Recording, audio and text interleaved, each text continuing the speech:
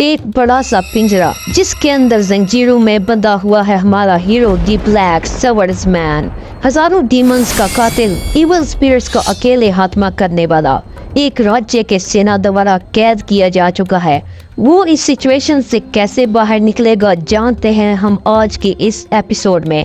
पिछले एपिसोड में गट्स किन मुसीबतों से गुजरा था आपने देखा होगा। अगर आपने पिछली वीडियो नहीं देखी तो लिंक डिस्क्रिप्शन में है, आप वहां से देख सकते हैं, तब आपको पूरी कहानी की समझ आएगी। वीडियो में आगे बढ़ने से पहले आपसे एक छोटी सी रिक्वेस्ट है, मेरे चैनल को सब्सक्राइब करके बेल आइकन को प्रेस कर दें। तो चलें शुरू करते हैं। भयानक जंगल में इविल स्पिरिट्स का सामना करता हुआ जख्मी हालत में गट्स अपने सफर पर होता है कि रास्ते में उसे होली सी की सेना रोक लेती है और होली सी की कमांडर जो पिछले एपिसोड की शुरुआत में भी दिखाई गई थी, वो गट्स को कहती है, हम होली सी के एंशिएंट नाइट्स हैं, हमें ये जिम्मेदारी दी गई है कि हम तुम्हें बंदी बनाकर अपने साथ होली सी लैंड ले जाएं। खुदा के नाम पर तुम्हें बंदी बनाना अब हमारी जिम्मेदारी है। गट्स उससे पूछता है, आखिर मेरा कसूर क्या है, मुझे किस जुर्म में पकड़ा जा रहा है? तो कमांडर उसे कहती है, ये तुम्हें जल्द ही पता चल जाएगा। फिलहाल यही ज़हन में रखो कि वो बुरा बाप और बेटी और इसके अलावा कई लोगों का खून करने के जुर्म में तुम्हें बंदी बनाया जाएगा। बाकी जुर्म तुम्हें बंदी बनने के बाद जल्द ही पता चल जाएंगे। एल्फ गट्स की जेब में से निकलकर उसको कहता है, अब तुम क्या करने जा रहे हो? फिलहाल तो गट्स गिरफ्तारी देने से इनकार कर देता है। अपने आप को यूं गिरा हुआ पाकर गट्स को अपना एक फ्लैशबैक याद आता है जिसमें वो किसी बैटल में होता है और उसके पीछे एक लड़की भी होती है और वो इतने सारे सैनिकों से लड़ रहा होता है। जैसे ही फ्लैशबैक खत्म होता है, होली सी के सैनिकों में से एक सैनिक गट्स पर वार करता है। तभी गट्स अपनी लोहे की बड़ी सी तलवार निकालकर उसके वार को रोकता है और घुटनों के बल बैठ जाता है। क्योंकि वो जख्मी होता है तो मौका देखकर सारे के सारे सैनिक गट्स पर टूट पड़ते हैं।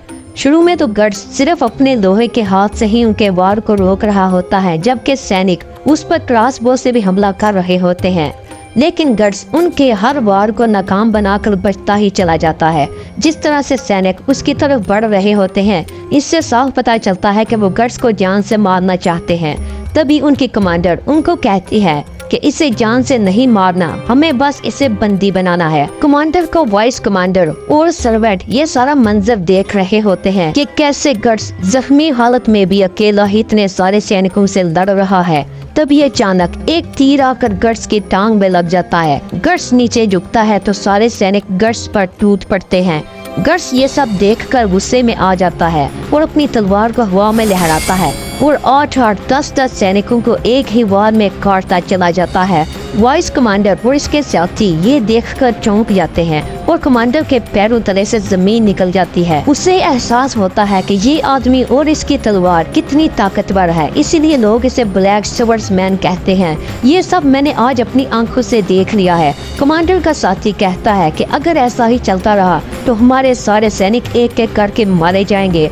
अब इसका मुकाबला मैं और मेरी कातलाना वेपन करेगी। अब वाइस कमांडर अपने खतरनाक वेपन के साथ मैदान में आ जाता है। गट्स उसके वार को रोकने की कोशिश करता है, लेकिन उसकी वेपन बहुत ही ज्यादा खतरनाक होती है और गट्स अपनी बारी तलवार उठा कर और भी जख्मी हो जाता है। गट्स वेपन के वार से बचते हुए कमांडर की तरफ बढ़ता है। कमांडर ये देखकर अपनी तलवार निकाल लेती है और अपनी आंखें बंद कर लेती है। गट्स उसे बंदी बनाने लगता है। तभी पीछे से एक लकड़ी का टुकड़ा गट्स के जख्म पर लगता है। गट्स का बैलेंस बिगड़ जाता है, जिससे कमांडर की तलवार गट्स के दूसरे जख्म में जाकर लगती है और गट्स बेहोश होकर गिर जाता है।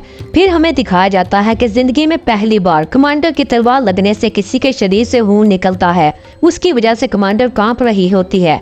उसके बाद सैनिक गट्स के ऊपर से इसके सारे हथियार उतारकर उसे उठा लेते हैं। इन्हें इसके पास से एक अजीब सी अंडे जैसी चीज भी मिलती है। जैसे जैसे गट्स को उठाकर ले जाया जाता है, गट्स को अपने ही पास्ट का एक सपना आता है जिसमें दिखाया जाता है कि गट्स एक लाशों के ढेर पर है और कोई इसे इन लाशों के ढेर से बाहर निकाल रहा होता है और वो इसे कह रहा होता है कि तुम वो ताकतवर हो जिससे कोई हरा नहीं सकता, तुम्हें कोई मार नहीं सकता। वो लड़का गट्स का दुश्मन ग्रिफिथ होता है। वो उसे कह रहा होता है, तुमने इंतहाई गजब का काम किया। एक बैटलफील्ड में एक आम सोल्जर की कीमत 1 रुपए से भी कम होती है। हम लोगों के हाथ किस्मत के खेल ने बांध रखे हैं। कुछ लोग ऐसे भी होते हैं जो मुंह में सोने का चमचा लेकर पैदा होते हैं, वो दुनिया के नक्शे को चलाते हैं। और मेरी भी यही ख्वाहिश है। मैं जानना चाहता हूँ कि मैं कौन हूँ और मैं दुनिया में क्या क्या कर सकता हूँ। वो गर्ट्स को कहता है, मैंने ये बातें तुम्हारे अलावा किसी से नहीं की। फ्लैशबैक खत्म होने के बाद गर्ट्स की आंख खुलती है। गर्ट्स के जख्मों पर मरहम पट्टी कर दी गई होती है। गर्ट्स को होली सी के हेडक्वार्टर के हवाले करने से पहले कमांडर के सामने पेश किया जाता है। कमांडर उसे कहती है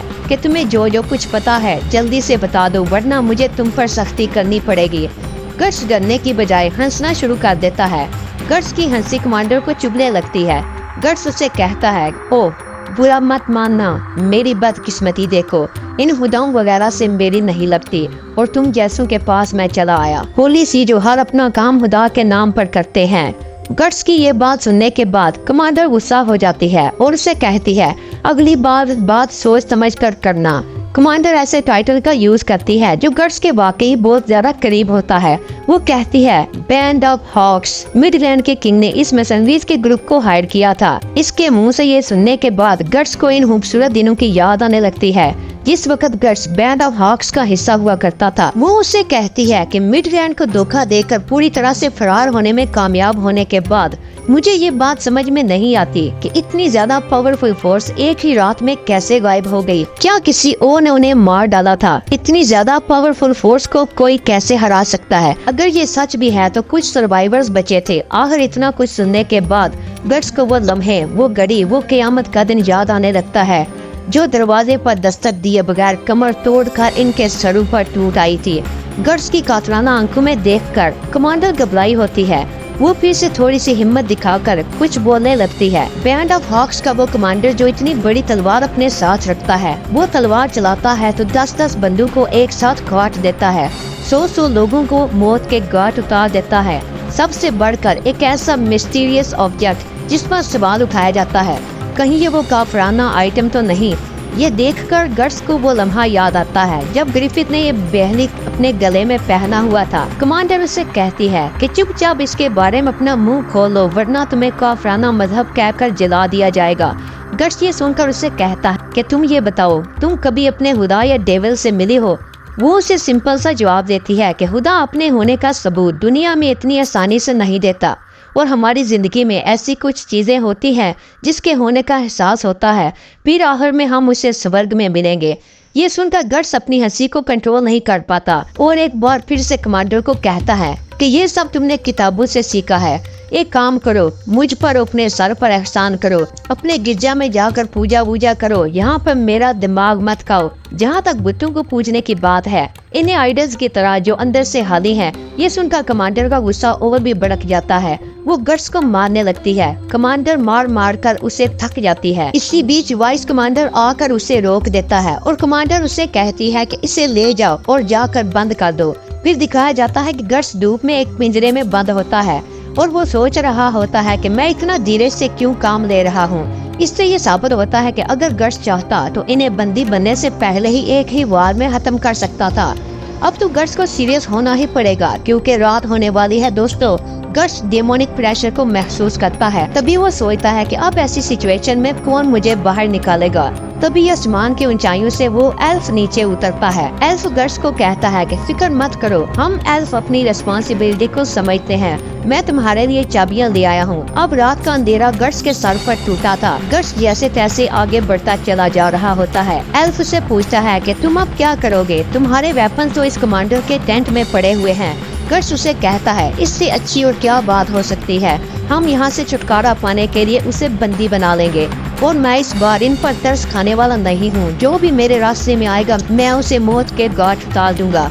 गर्ट्स उसे बताने लगता है कि मैं किसी की तलाश में निकला हुआ हूँ। एल्फ भी ये मेमोरी उसके दिमाग में पड़ पाता है। एल्फ और गर्ट्स दोनों धीरे धीरे कमांडर के टेंट की तरफ बढ़ते हैं। वो देखते हैं कमांडर अपने आप को ही टॉर्चर कर रही होती है और वो अपने आइडल को पूज रही होती है। गर्ट्स को उससे कोई फर्क नहीं पड़ता। वो कमांडर को एक ही झटके में बेहोश कर देता है और अपना सारा सामान उठा लेता है। एल्फ से कहता है, अभी तुम्हारे जख्म ठीक नहीं हुए, तुम तलवार उठाकर और जख्मी हो जाओगे। तभी एक सैनिक कमांडर को ये बताने आता है कि गर्स अपने पिंजरे में नहीं है। गर्स को देखकर उसके रोंगटे खड़े हो जाते हैं। गर्स उसे एक ही बार में सुला डालता है। जाते जाते वो अपना मिस्टीरियस आइटम भी उठा लेता है और कमांडर को उठाकर कंधे पर रख लेता है और रास्ते में आने वाले सैनिकों को कहता है कि अगर तुमने रास्ता ना छोड़ा तो तुम्हारे कमांडर को जला डालूंगा।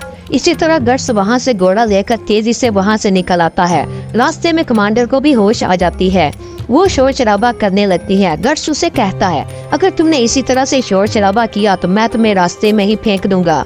एल्फ उसे समझाता है कि फिक्र मत करो, हम तुम्हें जल्द ही छोड़ देंगे। यहाँ हमें पता चलता है कि कमांडर एल्फ को देख भी नहीं सकती। इसी बीच कमांडर का सर्वेंट गर्स का पीछा कर रहा होता है। तभी वो सर्वेंट अपने पीछे एक अजीब दुनिया देखता है। वो डिमोनिक प्रेशर को अपने ऊपर पाता है। जहाँ पर हमारी एपिसोड खत्म होती है, लेकिन गर्स का सफर अभी जारी है। तो दोस्तों, आपको आज की वीडियो कैसी लगी? अगर अच्छी लगी तो इसे लाइक जरूर कर देना और मेरे चैनल को सब्सक्राइब करना मत भूलना। मिलते हैं किसी नई वीडियो के साथ, तब तक के लिए धन्यवाद।